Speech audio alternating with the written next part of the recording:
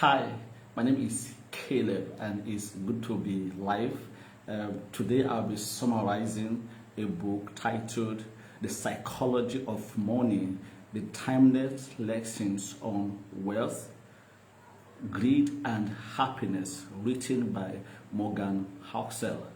I will be going very fast to summarize the key points in this book, and I hope you find them useful. So the first point, the first lesson in this book is called No One is Crazy. People may do crazy things, but they are not crazy. Every financial decision people make is a function of the information that is available to them per time and their personal experiences. So what people do may not make sense to you, but it may make sense to them because of the level of knowledge and their personal experience that's available to them. Lesson number 2 is luck and risk. Nothing is as bad or as good as it seems. This book says that luck and risk are siblings. They are so similar that you cannot believe in one and deny the existence of others. So everything we pursue, everything we do as it relates to finance is not 100% guaranteed. And risk is what happens to us when we end up on the unfortunate side of the equation. So the trick with dealing with failure is arranging your financial life in a way that a bad investment here or there will not wipe you out, so that you can keep playing the game until the odd falls in your favor. Lesson number 3 is never enough. So to make money and do not have people pursue money and forget to do and forget the things that are important to them. So to avoid to fall into this trap, we need to remember a few things. The first thing we need to do is to stop pushing or stop moving the goalpost. Stop moving the goalpost, because and also the next thing is that we need to understand that peer pressure is what is at play here, and social comparison is not going to help. So this book also explained that enough does not mean little. Enough means realizing that the insatiable appetite for more will push you to the point of regret. So there are a lot of things that are not worth risking, no matter the potential gain. Lesson number 4 is compounding. Now, you don't need tremendous force to create tremendous results.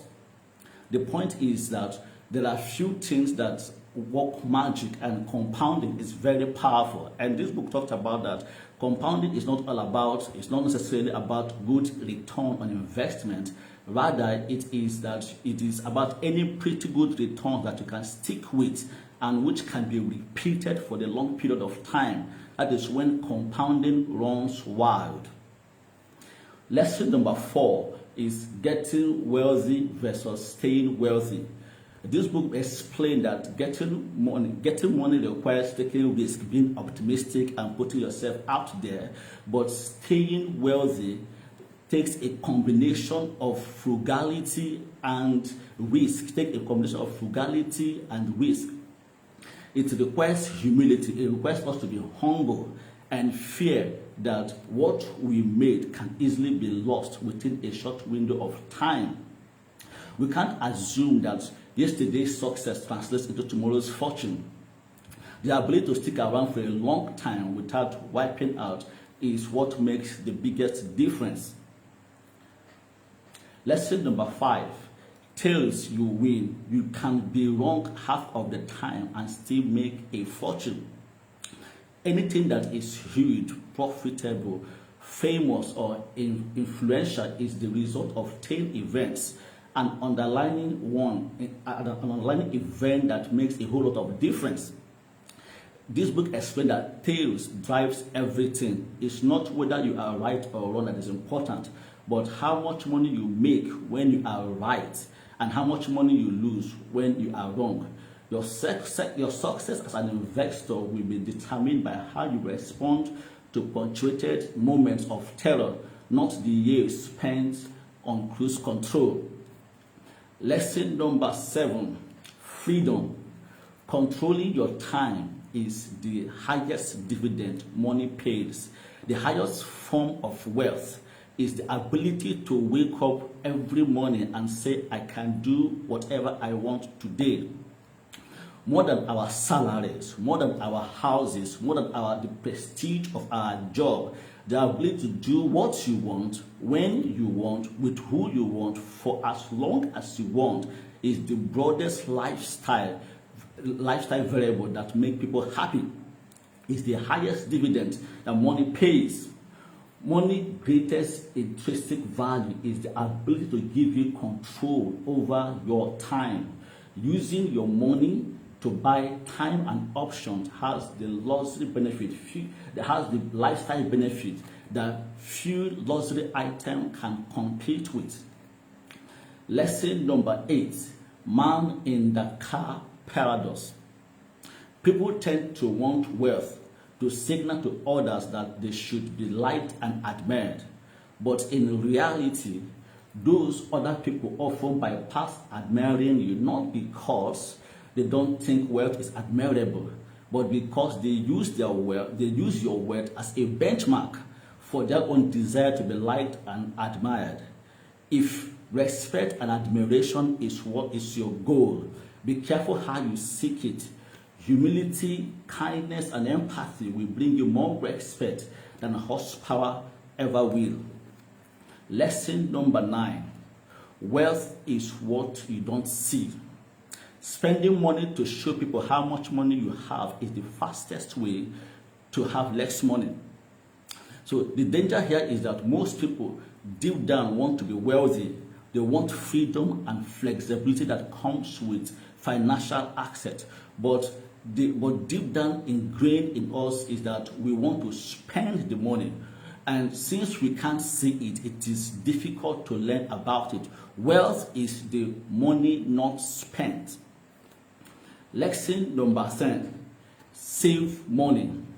People fall into 3 groups. Those who save, those who think that they can save, and those who don't think they need to save.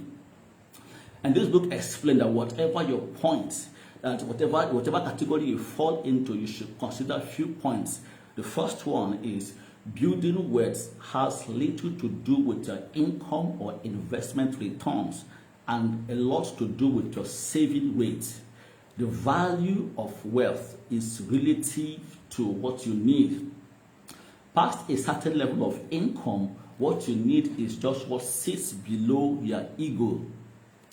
People's ability to save is more in their control than they think. And you don't need a specific reason to save. Lesson number 11, reasonable is greater than rational. Aiming to be mostly reasonable works better than trying to be coldly rational.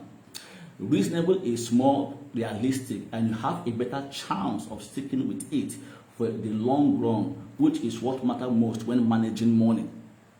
What is often overlooked in finance is that something can be technically true, but contextually nonsense. Anything that keeps you in the game has a quantifiable advantage.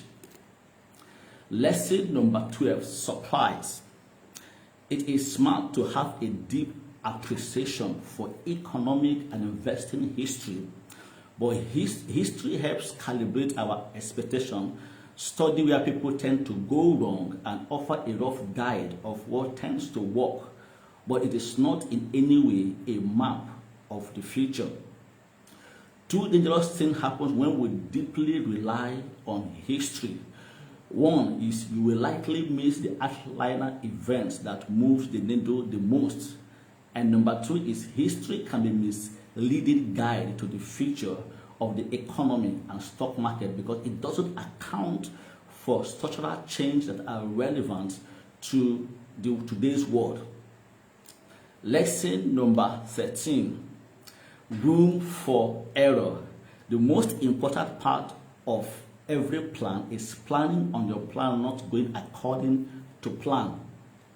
The wisdom in having room for error is acknowledge the uncertainty, randomness, and chances are ever-present part of life.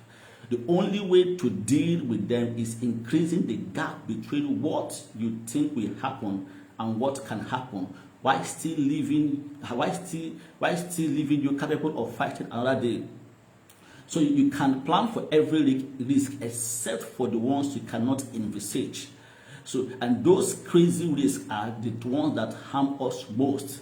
So there is the only guard against this kind of unforeseen damage is avoiding simple point of failure.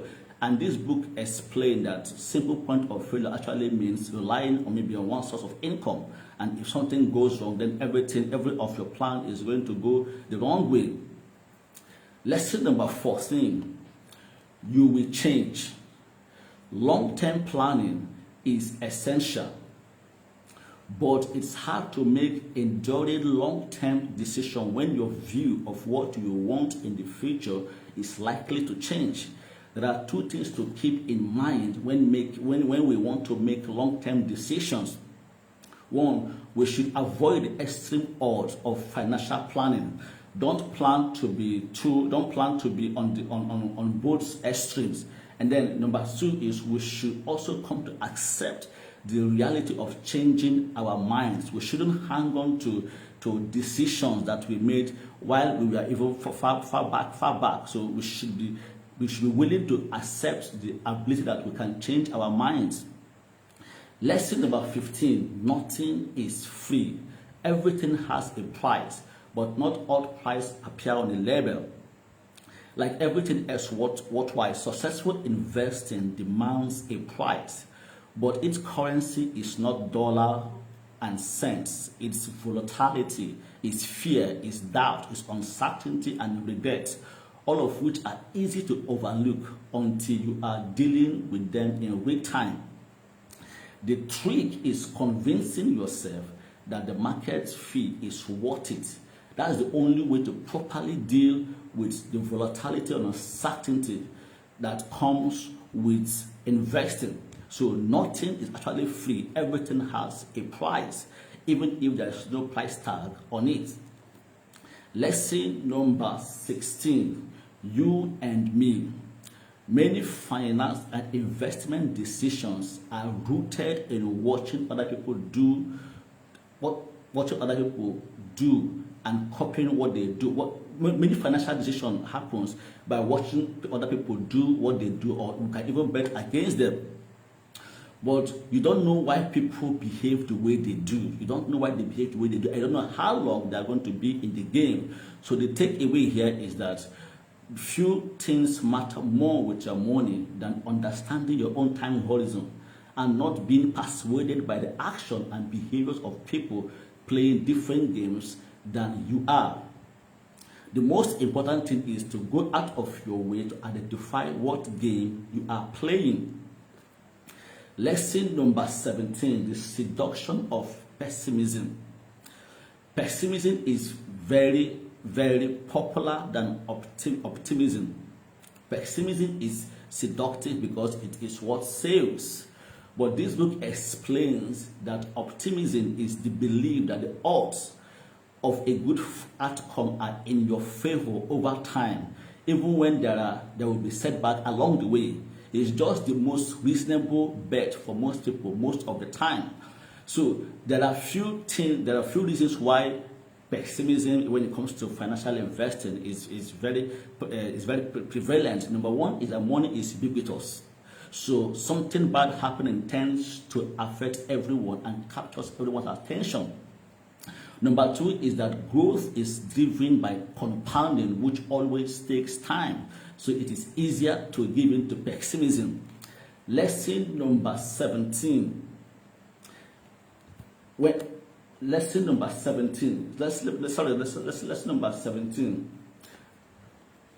When you believe anything.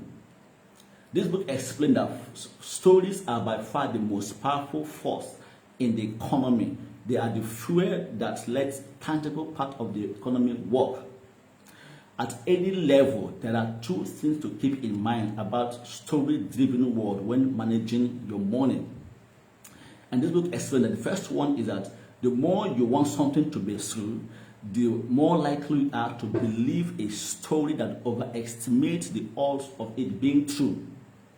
So when you want something to be true, you always look for things that will justify what you want to be true. And number two is everyone has an incomplete view of the world, but we form a complete narrative to fill in the gaps.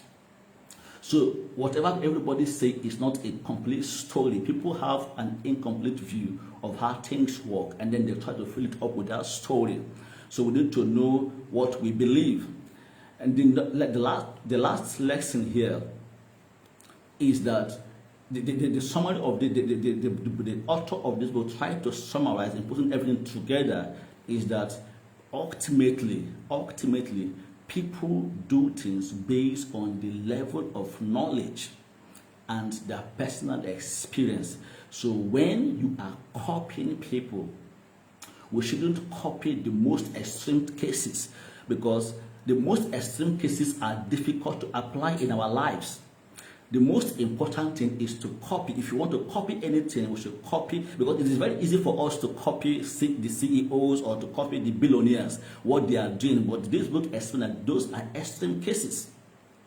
If you want to adopt anything into your life, you should look for broad patterns, because what is applicable to a lot of people, or what has worked for a lot of people, is most likely going to work for you. So don't study or don't look for extreme cases. Go for broad patterns and adopt them into your financial life, and it is going to work for you. Ultimately, this is the summary of this book, and I hope you find this summary useful. Thank you for watching this book, and if for any reason you want